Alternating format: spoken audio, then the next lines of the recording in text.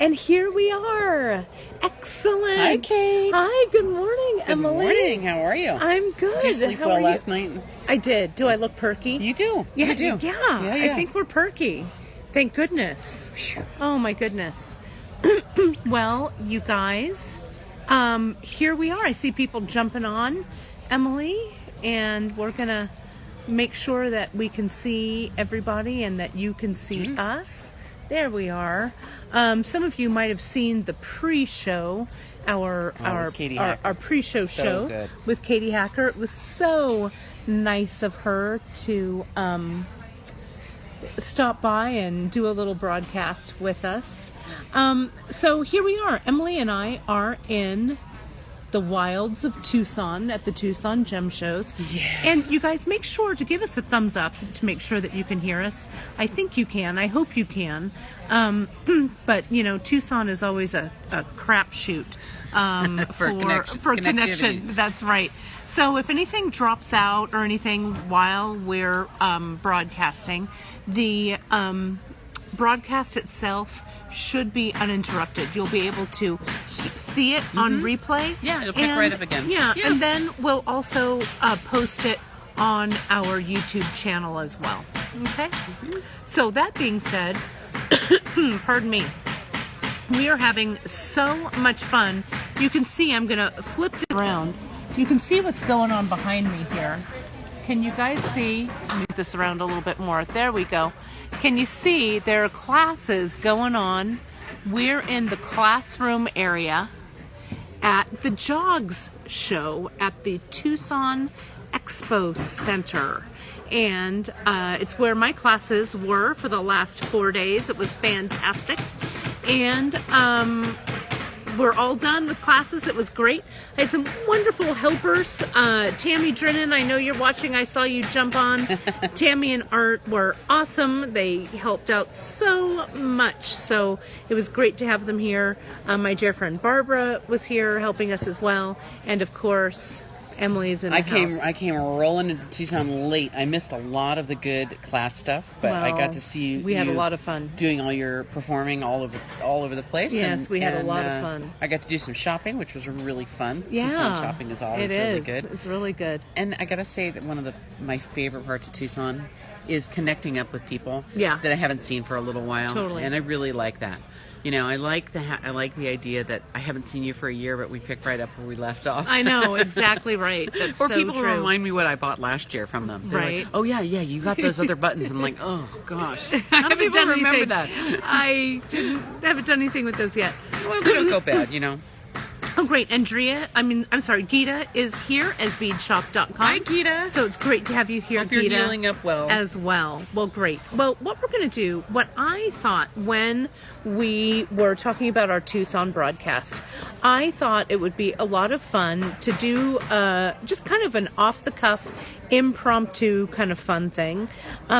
Because it's hard to plan for Tucson. Yeah, and you don't know quite what you're going to get. Yeah, you don't know what you're going to get. You don't know where you're going to be. So we kind of eked out a little place here at the Jogs show. We're at our friends jewelrytools.com. Alec got us a little table, and that's where I've been teaching. So we just thought we're right by the entrance. So yeah, we're right by the entrance. It's kind of fun. Yeah, it's pretty cool.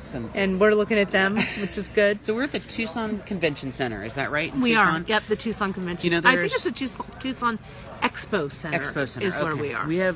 There are about 40 different shows going on all around Tucson, all different kinds of shows. That's right. So if you are in town, you're going to have to figure out where to go, but pretty much every parking lot you drive by has got a white tent set up there, and there's somebody in there selling beads or rocks or tools or combination or metal those. or diamonds or rubies or emeralds or something's going on there. Yeah. It's pretty wild down here. It's fun. No, it's really great. And so I thought that for today, I wanted something that was easily transportable and something of interest to you guys and something that we could really literally do off the cuff. And so that's why I decided to name this broadcast the Wire Olympics. So here we are. The Olympics are every 4 years. This is once a year. Once a year. So, perfect. You know, it works for me. We also have, I'm going to turn the camera around you guys so you can see what's in front of me. Okay. And you can see I've got a whole bunch of Czech glass here. And if you've gone to beadshop.com and you've gone to our website, you've seen that we have launched some new items, including these brand new hibiscus beads. Look at these. Aren't these so good? Oh, I love a flower bead. You know, I do too. Katie Hacker came and she said to us, to Kate and I, Yep. raise your hand if your first love was Czech glass beads. Right. And we both went like this. Yeah, we did. We all raised our hands. And these Czech glass beads are very vintage reminiscent. yes. The little bit of paint or coating in the cracks and crevices to give it the details, some pop. They Yeah. have a bit of a Picasso finish on the outside. Yeah, look at that. Look at that red one. That got ground down on the flat. So you can see how they have a little bit of reflectivity, a little shine, a little glamour there. But they've also got that little bit of crusty, dirty stuff around the outside, which we all love so much that on a Picasso. is so gorgeous. And Picasso is, in essence, a vintage bead. That's Yeah. a bead that's been around for ages and ages. that finish Yep. has been. Look at. I love this blue one. Look at that blue one, you guys. Just so gorgeous, gorgeous, gorgeous. And we also have some brand new rollers. Have you guys seen these? If you haven't, I love those baby you can rollers. Find all the new ones in our Just In section, you guys. So they're also listed, I think, on the Facebook Live page. But if you just go to the homepage on beadshop.com and you go to Just In, and Gita just linked it here. These are brand new rollers. And come on now. Come on. And I know. You know, these have, some of them have a foil lining. Yes. And foil lining it's the sparkle without the super shiny Right. feel. There we go. That's a pretty good They're view kind right of there. bicolor. So there's two, some at the top, some at the bottom, of two colors of glass. There's the blue and the silver. And that cranberry and silver, talking about vintage. Oh, That cranberry color crazy making is vintage. just Classic yeah, vintage. classic vintage. Yeah. And look at I really love that green and gold, or green and bronze. Green kind and of- copper? Yeah, is This it guy. copper? Yeah, there we go. Yeah. It's just gorgeous.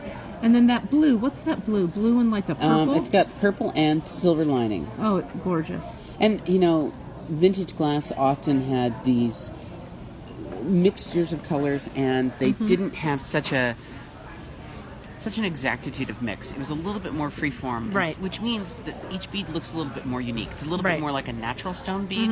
You know, when you buy a strand of beads, labradorite beads or Right. carnelian beads, it's sometimes a little bit of variation along the strands. I had a long conversation last night at a very noisy bar. What a surprise. What a surprise. With one of the gals from Dakota Stones. And we had this really nice conversation about talking about how what Dakota Stones is really doing is kind of different from what stone beads have been like in the past.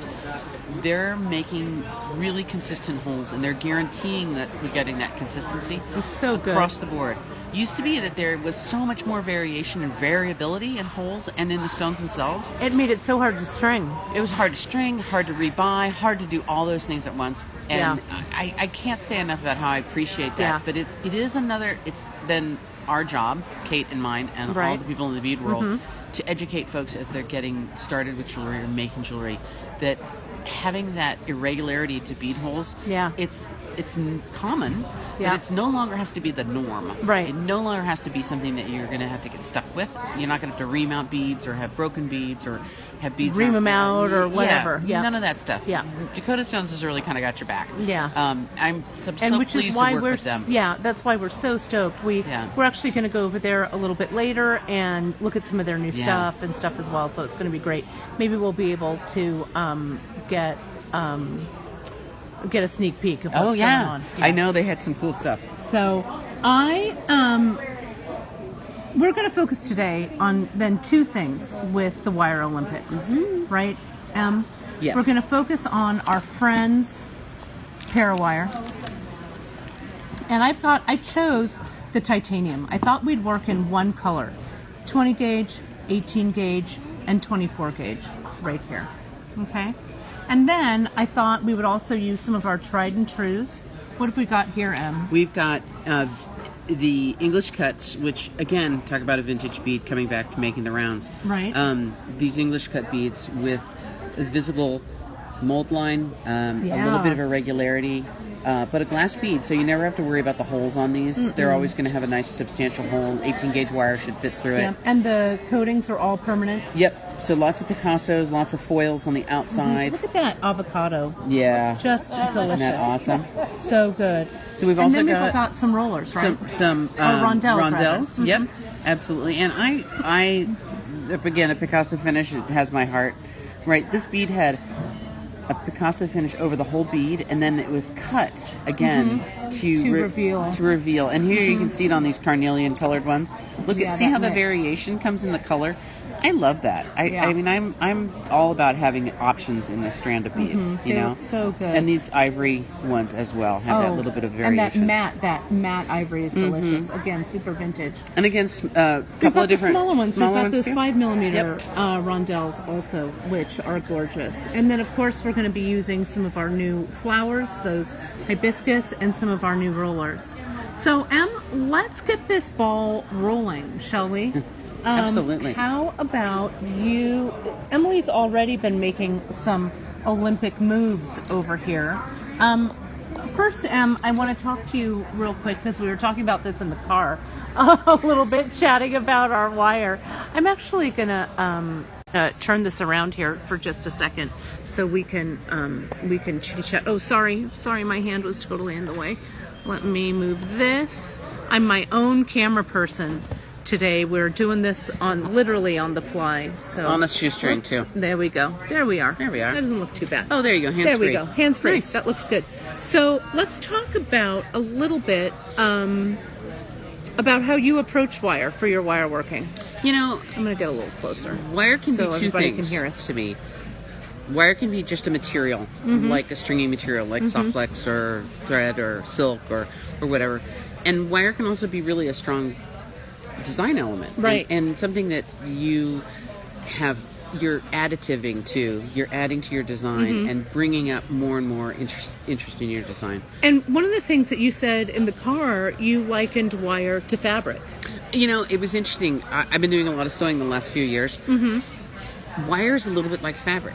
It's kind of anything when it's on a spool like this. It's just it's a commodity of some kind, right? It's some yardage and some diameter, but it's nothing yet until I kind of put it to some use.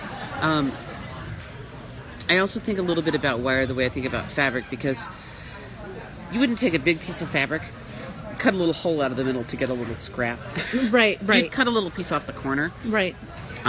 In my own kind of personal work, I tend to use a lot of sterling silver, so I tend to try to be fairly thrifty and economical with about the wire. You know, parawire is a lot less expensive and a lot less commitment for practicing and for learning and for making jewelry too. Right. I love that the coating on parawire is super durable. Very durable. Not all plated wire is the same. No. Just like fabric. Sometimes you buy fabric and it looks really great on the bolt and it's got all kinds of starch in it, it's stiff and it's lovely, right. And then you wash it and it just falls apart. Right. It's just no good. It's not so good. But the quality, the cool thing about parawire is, and you guys probably know this from reading our descriptions and stuff as well, but parawire is U.S. made. It's all made right in New Jersey. And so it's really great that it's an American-made product we're selling. A lot of environmental controls in the United States and a lot of controls to protect workers, which it's maybe going to make the cost a little bit more, but the trade-off, I think, is extremely worth it. Yeah, it's a good thing. And I find that actually our platings are more consistent. And that consistency is something I can kind of count on. Again, looking at you, Dakota stones, having that knowledge that those stones are going to be that certain way, or having the knowledge that the wire is going to behave in certain ways is really a big relief. Right. You know, it's one thing you don't have to think about. You don't have to worry about it. Because you don't know, there's no guesswork involved. No, not in that area. You can let that go. So let's, I want to get kind of up close and personal. You're going to make something. The way that this is going to run the rest of our time here, Emily's going to do a wire trick. I'm going to do a wire trick. Emily's going to do a wire trick. I'm going to do a wire trick. Sounds good. And if there's something you want to see, I don't know. Yeah, let us know. Shout us out. Why not? Alrighty. So I'm gonna take the camera for this, and Okay. I'm gonna hold it up to you. Okay, I'm gonna let them look at kind of what I've got here. Sure. I want you to Let do me a grab little this. a little Overview. and we're gonna I'll talk about a couple things. You know And what? you guys, I just Let want me to get a mention. pointer, too. Hold on. I just want to mention that we have a great raffle at the end of this fun broadcast as well. So you got to stay tuned. Okay. So, I made a few things this morning because there was stuff that I was thinking about as we started talking about doing wire Olympics and kind of how one approaches working with wire. And everybody's idea is a little bit different. Much of the time when we're using wire, we're using it like a material to attach things. It's a stringing material, right? So I've made wire wrapped links to connect things together. And those you've used with the English cuts. I did. 6 millimeter or so English cut. Maybe an 8 millimeter, I can't tell. These are wire wrapped links. So these links are completely closed and completely secure. Right. And This let me see is- if I can get really close on there. I'm sorry. If you back up with your camera and then pull in with There we the go. buttons, it might work. There we go. That's pretty good, I think. Sorry, Em. That's all right. I'm going to wait on you for just a moment. There you we go. Look at that. Look who So- learned how to work her camera. This is a way to connect things together that doesn't require soldering, so no heat. Right. So we would call this in the metalsmithing world a cold connection. Right. Right? Same idea, bringing them together by making loops. Now these loops are closed and wrapped shut, so they're very durable. And you can see that right there, how nice and round Emily's loop is. And you've seen us do these wire wraps before. Yeah, absolutely. But it's a really good basic to conquer. Yeah. We have on beadshop.com, under our project section, under our skill builders, we have a great skill builder on how to make a wire wrap loop. And Emily, I think that skill builder are photos of my hands almost 20 years ago.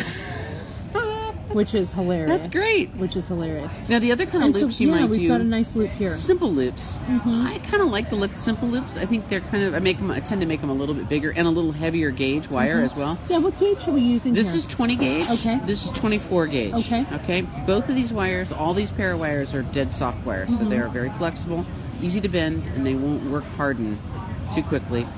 And look at you guys. Look at how perfectly round Emily's loops are. These are also known as rosary loops sometimes, or just a simple open and closed loop. Yeah. To connect these two, I will open one loop, place the other one inside and close that loop. And I open them the way I do a jump ring, twisting across the opening, swinging it open, and then swinging it shut. Do you want to do this? I'm up Sure. close right here. Why don't we go Perfect. ahead and just open and close one right All now? right. It's a warm-up. I'm going to get a little, hold that thought for me. I'm going to try and I'm gonna flip it over. zoom out. There we go. So Okay. I'm just going to swing it open to the side. And see how Emily's using her chain nose plier, right? Yeah, She's you not gripping don't it want to with use a a round nose. If you use a round nose, you'll put a little tool mark, a little dent in there. I'm going to pick up another bead, loop it on, and close it up. So you can actually make these links in a bowl and just make all the links and then connect them. When you do a wrap loop, you have to connect it at the time. Okay. And the roundness, Gita is mentioning the round loop. You used a tool that I think we're going to add into our arsenal. You used your long round nose. Actually, I didn't. I used my regular round nose. Right? Yeah. Your regular, but you could use that. You could. Yeah. Yeah. You could make a bigger And loop. if Sure. you pull that long round nose in, Em, because it really shows the roundness, right? It's super easy to see on that bigger tool. So the wire took on the shape of the tool. If it wasn't touching the tool, it would not necessarily take on that shape. In this form, I'm using the jaw of the plier as a mandrel. Right. So- as a former. A former, just like you would make a ring mandrel or a bracelet mandrel. to form metal around or to get a shape. That's what this is. Anything can be a mandrel. Kate's going to hit you with that later. Yeah, I am. And Rita has a great question about the difference between artistic wire and parawire. Parawire, and artistic wire, it's something that I've worked with before and I like as well. It also is a metal that is covered with plated or an enamel coating.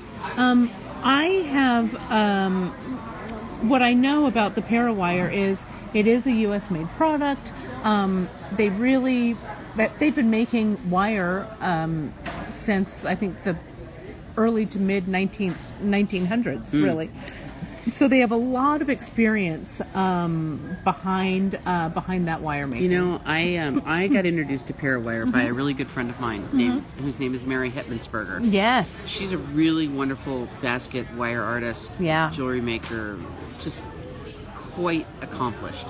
And she wanted wire that had colors, which parawire definitely does, but that was something that she could hammer and it would stay. And it would really stay. So one of the sort of tests of a plated wire, and a plated wire means that there's a core of one metal, and that's a lot of times copper, but it could be other things. That core of copper has a coating that lays over the top. And so this is kind of an important distinction.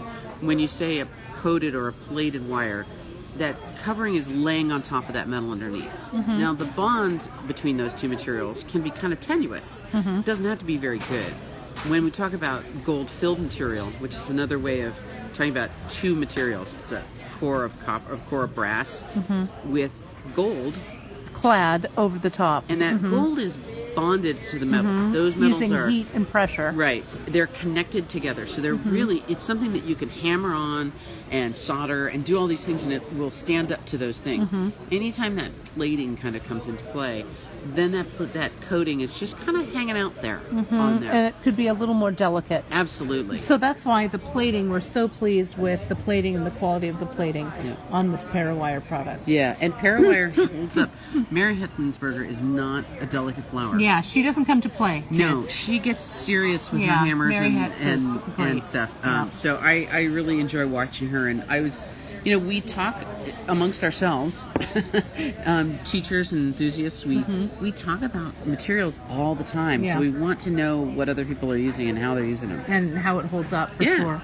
Now, you've used something that's really cool on these hibiscus. Yeah. So why don't you show us?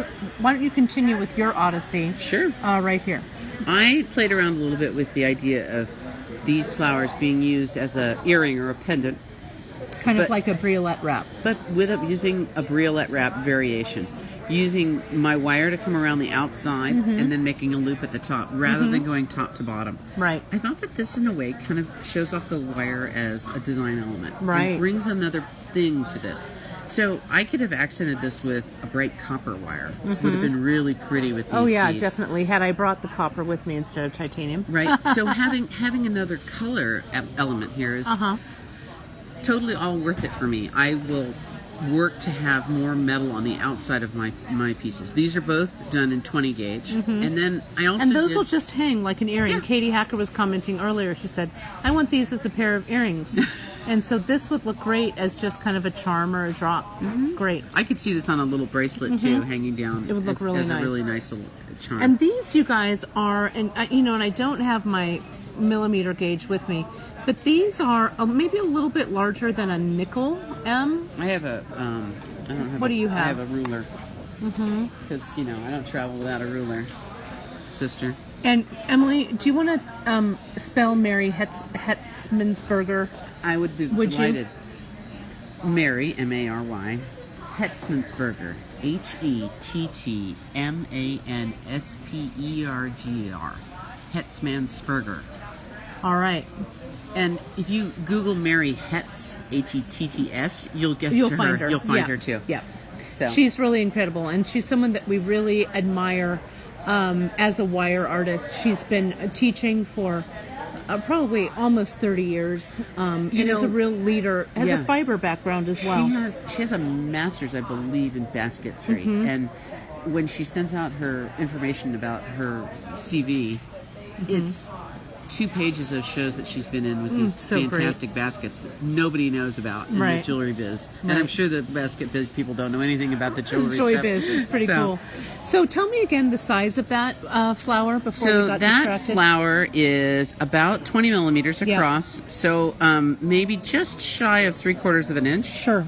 Right? So it's a nice substantial bead. It is. I kind of like this because I think it's big enough that on a necklace or as an earring, it's sort of show off. And Gita just linked Mary Hetz's thank you. Website. Perfect. Yeah. Perfect. We love her. And then look at that little drop that you made over there, Em. Why don't you make that drop for us? No, this one right here. Oh, okay. Because it really goes with it. I fell in love with spirals early on in my jewelry making career, and spirals on wire. It's something that is kind of a timeless design, and I know that sounds a little bit trite, but it's been around for a very long time, and the Egyptians were using spirals.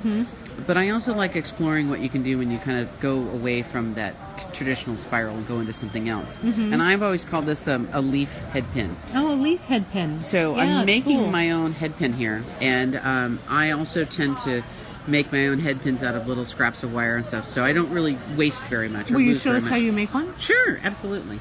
Let me grab my 20 gauge wire. You know, Kate and I were talking earlier about treating wire sort of like fabric, and I don't work off the spool. I cut a length of wire off to work with. And then you're using your nylon coated plier to straighten everything out. It's almost a reflex. It's a reflex, right? I automatically do that too. So the straightening process gives you a straight piece of wire to work with, but it also work hardens that wire a little bit, just stiffens slightly. it up. So for the when I cut a piece of wire from the spool, I don't work with the spool attached to my wire. I cut a piece of wire maybe 3 or 4 feet long when I'm working at home. If I'm working in class, it might be a little bit shorter, it might be a couple of feet, just because it's a little bit flippy floppy and I don't want to whack anybody with it. But making the leaf head pin is pretty simple. I'm going to take my flush cutters. Whoops. Sorry about my camera work, you guys. I'm going to cut off a little bit at the end, flush and flat. And I kind of like to have that on all of the things that I'm making. So I might continue to trim off just a little bit to kind of get to that flush and side. This is, I'm sorry, 24 gauge. 20. But we could do this with 22. 24 might be a little fine. 24, but 22 22 would work. for sure. Yeah, and you could go to 18 or 16. Oops. Yeah. Oh, you guys, I'm so sorry. My hands are so tired from all this jewelry work. Sorry, I can't hold the camera. Oh my goodness, so sorry. I'm going to start by making a right angle bend, and let me show you a little trick to make matching things, okay? I'm going to make a bend here in the wire, just like that. And I'm going to turn my wire or bend my wire around and bring it back down here. So I have my 2 ends together. And right quick, you're going to do the same motion. I'm going to do the same motion, but I gotta make a little flush cut. Flush cut. There we go. And I'm going to make the same bend on this end. So your muscle memory is intact from one to the other. Let's see how close I came. Let's see. Well, you're a wire genius, so. I've been doing this a little bit of time. Look, you guys. Pretty exactly. close. It's not exact, but it's pretty darn close. Yeah, pretty close. Right? Great. Now, along with your wire, or along with your tools, I use my real tools, my hands, a lot of times. And I'm actually going to just use my fingers to bend this down, because it's kind of a long bend to make with my plier. Right. And it's going to be kind of slippery, sloppy, and moving around. And it gives you a nice, clean curve, too. Yeah. You know? Yeah. So when I'm folding wire and bending it in half, I'll use my pliers. But when I have to do a more of a soft bend, I'll use my fingers. And I'm just going to tighten this up just a little bit. And look at how Emily is holding the 2 pieces of wire. What a master. You know, I have for a long time wanted to have things be more precise and exact. And one way I've found to do that is to do one right after the other. Right. That way I know I'm doing it the same. Now, from here on out, I don't need to hold both at the same time. Right. I'm just going to hold one. Because you've established your initial shape. Yep. So they're the same. Yep. So I'm going to now hold this in my plier with just that's your chain nose. This is my chain nose plier. See how I have just that little tip of the end of the wire visible? Right. I can see that right there. And I'm going to move. Why don't you pull back just a little bit? I need a little elbow room here. I'm going to zoom in just a hair here. There we go, Em. I'm going to push my wire along the top to the tip of my pliers. And I'm going to move my wire inside my jaw, my plier. And look at how Emily is holding everything really firmly, but notice how she's not biting into the wire, so she's not marking the wire. I'm trying not to, but I think I have a couple little ones. Well, you know, when you hold it in the back portion of your wire, you have a lot more leverage and a lot more grip there. A lot more control. So, this is a little loose yet, but that's okay. So I can come in here and tighten things up just a bit. And I find that with wire, most of the time, your small moves are the better ones. Right. You know, your big, great wrenching moves, great wrenching mistakes, right? Right. Yeah, there's a couple little dents on there, but not too bad. I can't see it, so. Well, that's good. That's good. So now I need Get a little further out. I need to make this into more of a leaf shape, Whoops. and I'm going to do that by opening it up just a little bit. Okay. And now it's a head pin. So let's cut it off, and I'm going to cut, leaving enough to make Put a bead my in a loop. loop, right? Right. Now, if I was going to make a bunch of these, I'd make them one right after the other, and then I would have a bunch of pairs. But I'm not too worried at the moment. I'm going to pick up a bead, slide it on. Oh my goodness. Look how It's a cute. little It's like cute a little flower, leaf. It's really right? cute. So, simple loops would be most of the time what I would do on top of this, but we could do a wrap loop here. But a simple loop with 20 gauge is plenty sturdy. So I'm just going to bend my wire right across the top of the bead.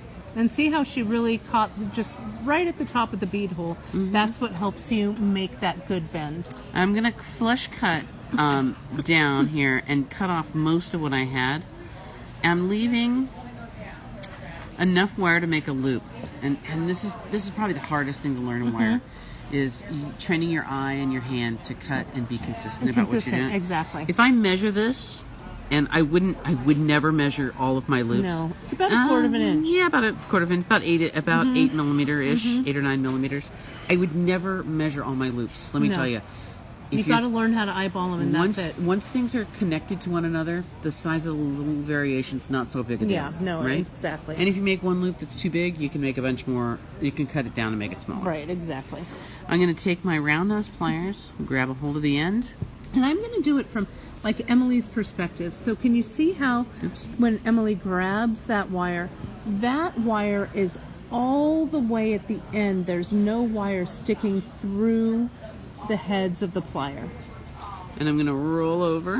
One roll, and you can kind of pull that roll back and then finish it off, and that wire just hits the head of, or the hole of the bead. Look at how cool that is.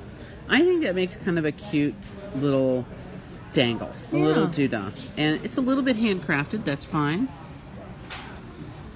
Looks great, and especially if you hammered that spiral a little bit, absolutely. it would have a lot of nice staying power. Yeah, absolutely. Great. So, you know, this is the place where I'm using wire more as my material rather than just my design element, not just my material. It's not just holding things together. Right, it's a we'll decorative say something. element. Yeah. I'm going to hand this off to you because Your you turn. have sparked an idea in my head. While what I'm going to do is I am going to use 18 gauge, I think. Okay.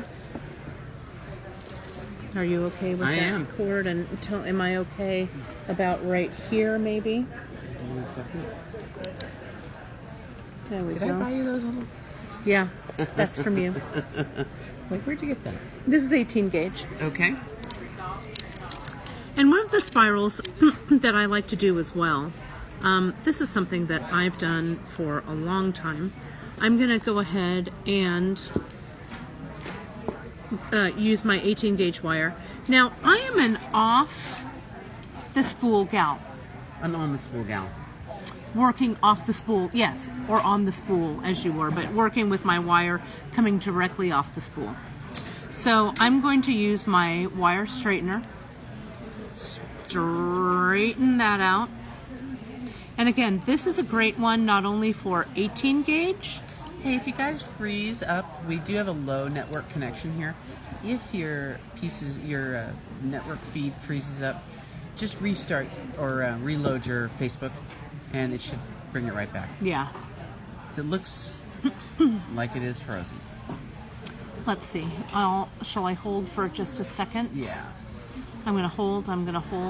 Here, why don't I hold the camera here I got just it. real quick? I got Okay, it. you got it. You got it. Oh, looks There like we are. we're back. Looks like we're working. Oh. Okay. No, frozen. Frozen. Ice cream, huh? Let's see.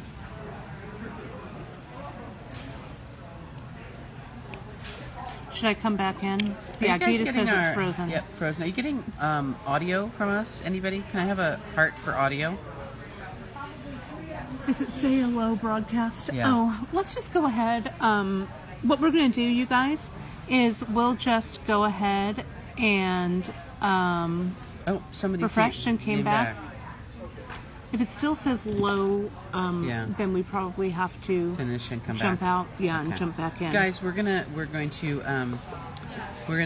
finish this broadcast and come right back. Yeah, and reload. so Okay. this will be the end of part 1, and we'll come back with the Wire Olympics with Kate and Emily, part 2. Hang We'll on. be right back.